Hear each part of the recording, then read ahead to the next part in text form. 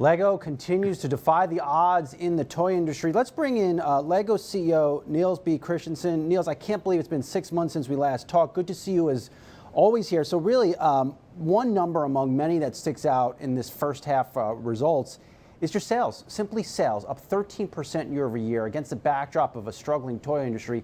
Help our community here at Yahoo Finance understand how you're able to outperform some of those broader trends.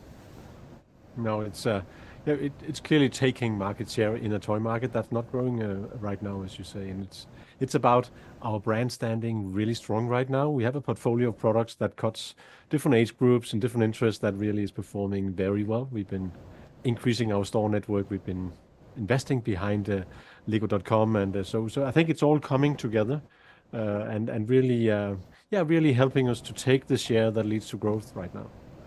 Why are building, maybe this is a simple question, or maybe it's not, why are building sets so popular? I go into a Target here in the US, a Walmart, there's a lot of interesting things that children can play with, but what do you think is pulling them toward Lego sets?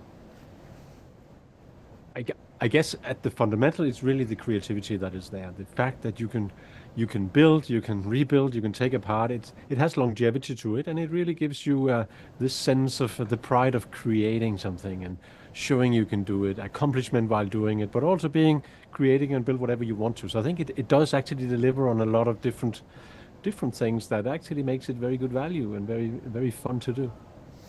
You mentioned in the earnings release, and this one really resonated with me, that children need more play. I mean, I imagine you sit with many parents, moms and dads, and try to figure out what kids are doing, why they're not doing it. What are you hearing from parents? How are kids using or interacting with toys differently? And what do you think what changes do you think that's causing to Lego? Yeah.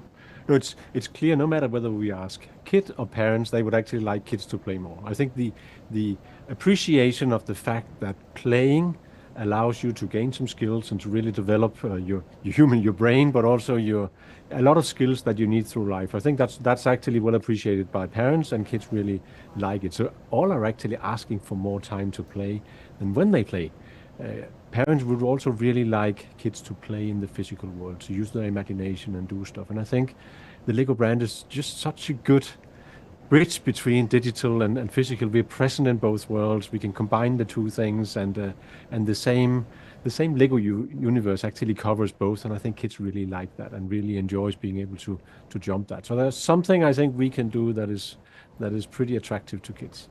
How will Lego, or how are you preparing the company for the age of AI, where kids may get even more engrossed in video games amongst many other digital activities they can do? Now I tell you, we're preparing for that. So we're beefing up our own digital competence quite significantly, and have been doing so over the last 3-4 years, because you're right. You can imagine all kinds of things where you can get AI or different help to be creative. It can just lift the creator level of kids probably sometimes in the future. And if anything, building with Lego bricks actually lends itself entirely to this creativity and this building thing. So I think there are good potentials there, and we make sure that we are front running that. Niels, I wish I had some AI when I was a kid using my Legos to build various cars. There's still some sets, Niels, I couldn't put together, and maybe even in my advancing age, I probably still couldn't put them together. Some of these are tough, man. No, they are tough, and but today, kids have help of either physical building instructions, or you can do digital building instructions. You can build together as a family or whatever. So there's many more opportunities today, but it's still about also kind of the kids using their own intelligence and imagination. So it's not all about artificial, but I think we can definitely we continue to move along that makes it interesting. Just the fact how they combine physical and digital even today with some of the things is pretty exciting. Now I'm just realizing in real time, my parents never helped me put my Lego sets together. They just watched me struggle on the floor. But that's a discussion for a different day. I got to mention that to my parents. What's your sense on how the holidays are going to come up fast? When you talk to these big retailers, how are they planning the toy category for some of that peak buying season? No, I think by and large, it's hard to say. It's even 4 months out. That's a long time in our industry. But I think at least when I look at it with from our lens here, there's good momentum, and it doesn't seem like things are very different when I look forward than if I look 4 months backwards. So in that sense, I would expect a bit more of the same and kind of the normal seasonality, if you want, throughout the year with also, I think for the Lego brand, a very decent Christmas season as well. Take us inside some of the numbers in your business, Niels. We've started to see inflation come down across the world, which is of course a very good thing. Are you seeing that as well in the materials that are used to make Lego bricks, and are you passing on some of those savings to shoppers? Yeah, no, I think we saw most of that last year, so we're seeing that continuing into this year, and therefore also we were never loading any of those material cost increases into products. So there's not been a big thing. We kind of kept our level through that, and we're doing that now.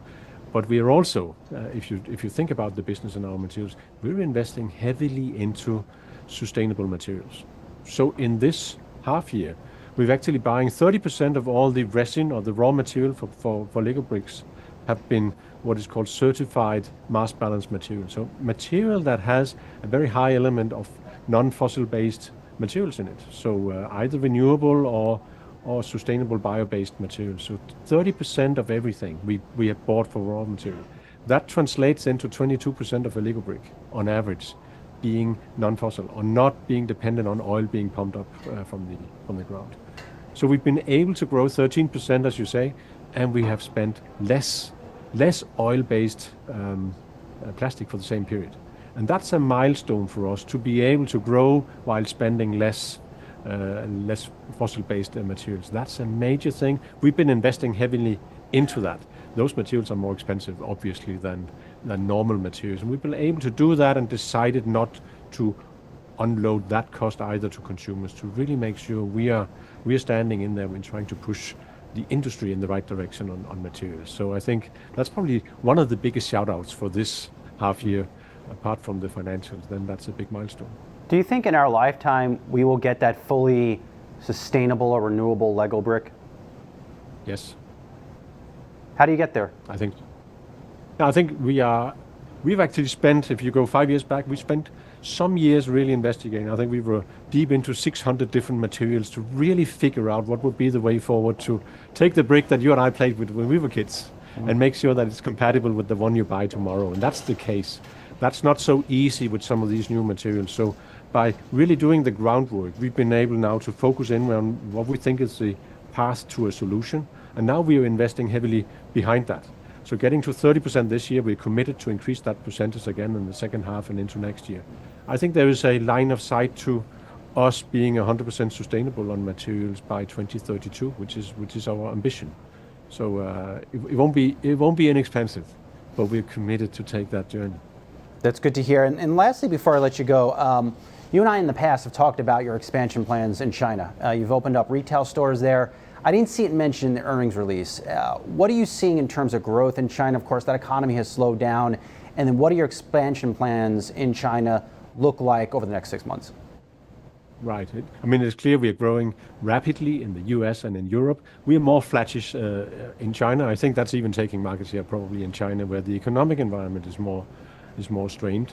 We believe in the long-term potential in the Chinese market. There are a lot of kids in China that would benefit from Lego Play. So over there, we continue to open stores at a slightly lower pace than what we've done in recent years, but we open stores, we build the brand and invest into the longer-term potential, while right now we see more momentum in the US and most of Europe. All right, we'll leave it there. Always great to get some time with you. Lego CEO Niels B. Christiansen, good luck this holiday season. We'll be in touch. Thank you very much. We will. Thanks.